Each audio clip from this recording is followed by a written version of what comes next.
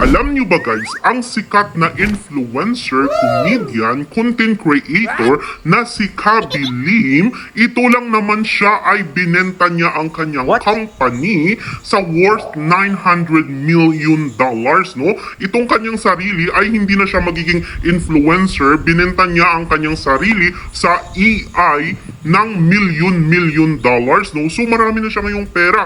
At alam niyo ba guys, viral siya ngayon dahil sa ang kanyang asawa ay nakipag-divorce pala sa kanya. At ito pa ang magandang twist dito. Dahil sa gusto ng asawa niya, makipag-divorce siya kanya para mahati ang kanyang kayamanan, no? Pero ang nakakashock dito, dahil sa loob mismo ng korte, nalaman ng kanyang asawa na hindi pala nakapangalan ang kayamanan ni Khaby Lim sa kanya, kundi sa kanyang ama.